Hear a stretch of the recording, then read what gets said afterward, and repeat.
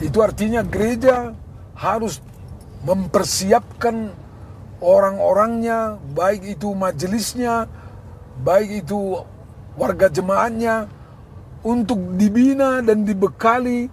Kita mengasihi secara khusus orang-orang yang mengalami beban yang berat, yang bisa mengakibatkan dia stres dan depresi.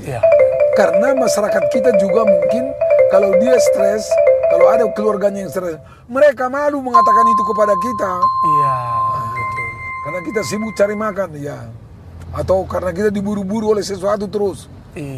Sehingga anak pun lebih banyak diserahkan kepada PRT atau justru kepada opungnya misalnya kita hadir sebagai telinga begitu ya, bukan justru sebagai orang yang menjustifikasi atau menggosipi. Betul. Begitu. Waspadalah. Menarik Plang. Thank you.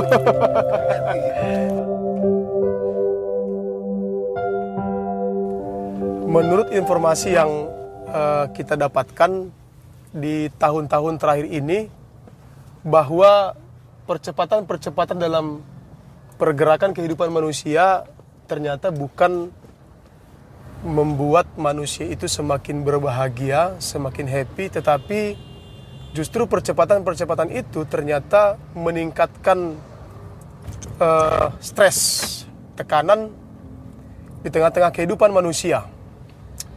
Semuanya semakin canggih, tetapi informasi yang kita dapatkan bahwa dari 270 juta penduduk Indonesia, 30 juta diantaranya menderita stres dari tingkat ringan, sedang, hingga berat. Dan di kota-kota besar seperti katakanlah Medan, Bandung, Jakarta, Surabaya, 1 dari 5 penduduk itu sedang menderita stres, katakanlah ringan atau sedang hingga tinggi begitu. Dan kita juga di ruang-ruang pastoral, di jemaat, persoalan stres depresi ini adalah dari berbagai macam penyebab, begitu kira-kira terangnya. Dari berbagai macam penyebab, tapi ini menjadi sesuatu yang sangat serius ternyata untuk kita hadapi dan menjadi PR bersama. Bagaimana kira-kira dari sudut pandang pastoral atau seorang konselor memandang ini kira-kira? Terima kasih. Ini kita membicarakan tentang kenyataan kehidupan kita ini sekarang. Benar-benar tentang kenyataan hidup kita. Tidak sebuah cerita bahwa kata orang. Ini sebuah kenyataan. Orang-orang yang mengalami beban, yang merasa berat itu makin bertambah setiap hari. Sehingga beban yang berat itu terserah apapun itu. Umpamanya ada orang sudah sakit, uangnya tidak ada, anaknya nakal, keluarga tidak mau datang melihat umpamanya. Itulah beban itu, contoh yang sangat sederhana. Jadi kalau itu kita biarkan menumpuk, tidak ada jalan keluar, itu kita anggap beban dalam hidup ini, maka kita akan stres. Karena itu, bagaimana kita memandang kehidupan ini supaya paling sedikit agar ada orang yang care, peduli, mau menolong orang-orang yang mengalami stres ini, mengalami kesulitan yang beban yang berat ini. Nah, kalau kita pergi ke rumah sakit jiwa itu umpamanya, cobalah ngeri kali kita melihat begitu banyaknya saudara-saudara kita di sana yang mengalami gara-gara stres dan depresi itu mengalami kesulitan yang sangat. Karena itu sekarang apa yang mau kita perbuat? Itulah maksudnya. Betul. Apa yang harus kita lakukan? Katakanlah menolong orang-orang yang ada dalam persoalan ini. Karena ternyata setelah kita pelajari data-data yang terjadi di tengah-tengah masyarakat, untuk bukan hanya orang tua barangkali yang menderita stres depresi ini begitu ya. Di usia 15 hingga 30 tahun katanya sumber kematian terbesar kedua itu adalah karena bunuh diri. Yang kedua begitu. Tentu ini semua dilatar belakangi oleh tekanan-tekanan kan begitu kira-kira. Karena sakit beratnya, stres begitu. Ya, karena beratnya tekanan itu. Beratnya tekanan. Tidak begitu. mampu lagi membawa. Iya. Nah, gitu. Ya, benar. Nah, sekarang karena kita berbicara tentang komunitas gereja sekarang. Betul, ya. Nah, itu artinya gereja harus mempersiapkan orang-orangnya, baik itu majelisnya, baik itu warga jemaatnya, untuk dibina dan dibekali menjadi konselor di tengah-tengah komunitas itu. Ya. Bukan harus seprofesional yang ulung, bukan. Tapi minimal dia mampu care dan menemani orang-orang yang mengalami tekanan itu, supaya mereka merasa bahwa ada temannya dalam hidupnya, bukan hanya dia sendirian mengalami kehidupan yang sulit itu, tapi ada orang yang peduli dan care sama dia.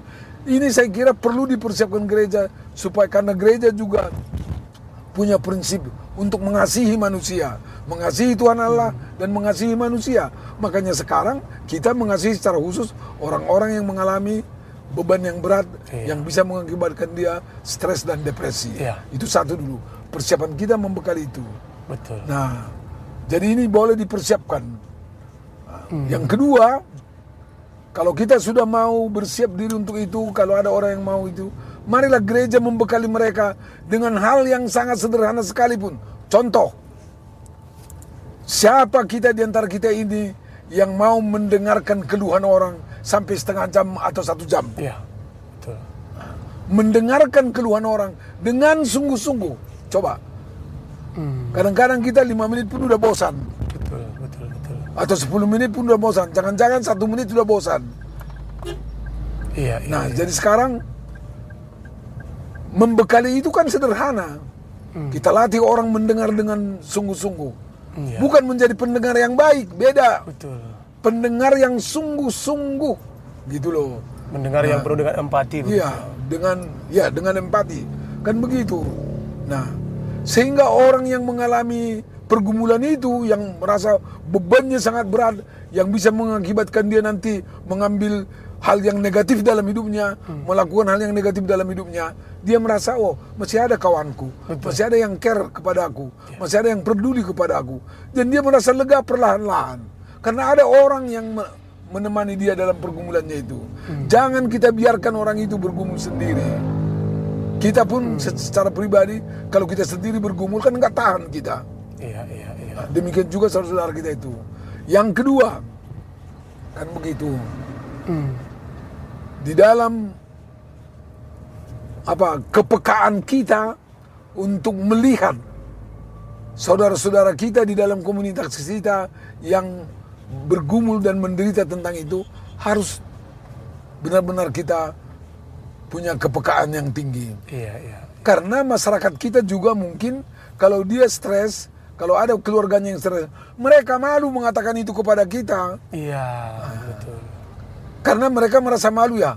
Masa dianggap keluarga aku stres, katanya. Betul. Nah, karena itu kepekaan kita sebagai komunitas Kristiani harus tinggi. Supaya kita dapat, kalau kita lihat, oh, orang ini, kita dengar berita mereka ini mengalami pergumulan. Anaknya katanya nakal, anaknya katanya sakit di sini, uangnya katanya nggak ada. Nah, kan begitu. Kalau kita peka tentang itu, iya, kita hadir sebagai telinga begitu ya, iya, bukan justru sebagai orang yang menjustifikasi, begitu menjustifikasi ya. Iya. atau menggosipi. Betul. Kan betul, begitu. betul. Nah, Iya. sedikit saja kita bilang umpamanya kepada orang yang bergumul itu. Kalau kita ketemu siang hari, Iya, iya. ada waktu yang tenang, ya, selamat siang kawan. Iya, iya. Bagaimananya keadaanmu sekarang, kabarmu sekarang? Iya, iya. Kalau kau mau cerita, ya, ayo kita sharing lah, kira-kira begitu. Nah, tentu dia pun mudah-mudahan kalau dia rasanya kita kawannya, kalau dia menganggap kita kawannya, pasti dia cerita. Karena itu soal trust juga itu ya. Iya, soal trust juga. Makanya perkawanan kita ini harus kita bangun terus-menerus sebagai saling mempercayai. Ya. Kan begitu, trust. Mutual trust katanya dalam bahasa kita. Ya, Kan begitu. Jadi kalau kita bertanya kepadanya mengenai beritanya, dia akan ceritakan. Nanti dia akan cerita, mudah-mudahan dia akan cerita tentang kehidupan sehari-hari yang tidak ada hubungannya dengan stres. Kemudian dia akan bicara tentang beratnya kehidupan ini. Lama-kelamaan makin dikatakannya lah itu. Sehingga kita mengerti. Satu. Yang ketiga, mana tahu kita tidak bisa tolong dia. Kita carilah orang yang bisa tolong dia. Ya. Serupa itu dengan kedokteran umpamanya. Kalau kita berobat kepada dokter umum, kalau dokter umumnya merasa bahwa kita perlu dikirim kepada dokter spesialis, ya dibilangnya, Bapak pergi ke dokter spesialis yang ini. Begitu juga kita, karena kita tidak semuanya menjadi profesional dalam bidang ini. Betul, betul. Itu namanya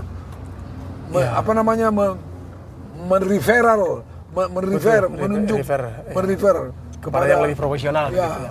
Karena saya pernah juga baca seperti itu, Tulang.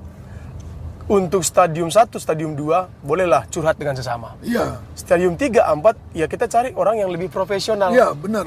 Stres dan depresi tadi begitu. Iya. Nah, saya juga sepakat dengan apa yang Ham katakan tadi. Kita tidak serta-merta harus menjadi seorang, katakanlah, membekali jemaat yang profesional dalam artian expert dalam hal ini begitu. Iya, benar. Tapi saya kira menarik yang Ham katakan tadi.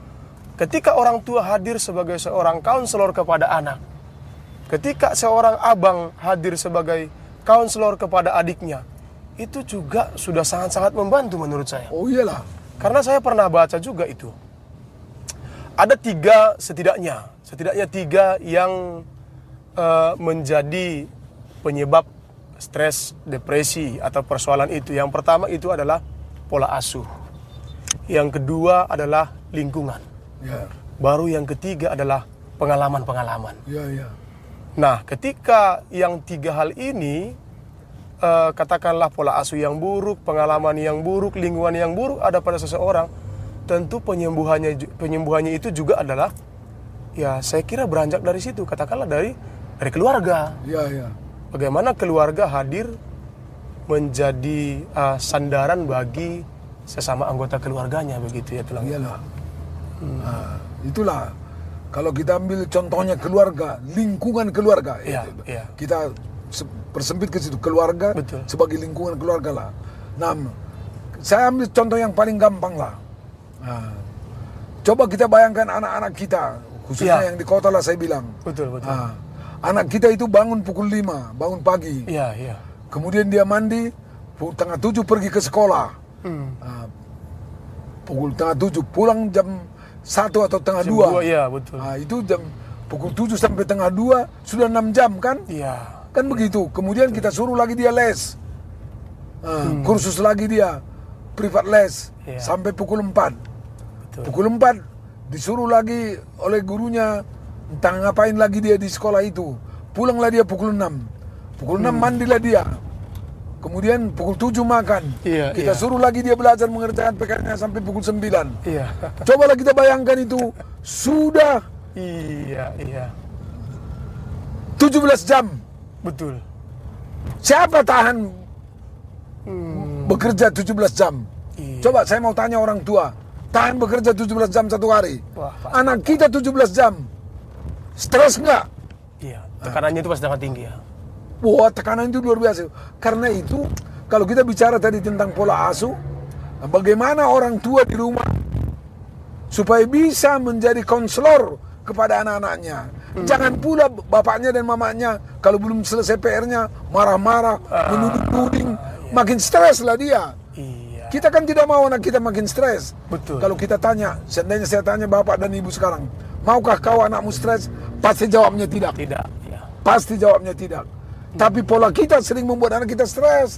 Kan itu persoalannya. Mungkin anak itu semakin pintar dalam artian secara akademis, tapi hatinya semakin kosong, semakin tertekan begitu. Tertekan dia. Iya. Jadi itu. Padahal seorang yang pintar belum tentu hidupnya happy. Bukan berarti seorang yang secara akademis dia pintar, tetapi hatinya otomatis terisi, otomatis bahagia. Enggak. Ya. Justru banyak juga orang yang secara akademis pintar tetapi tekanannya besar begitu. Iya. Iya.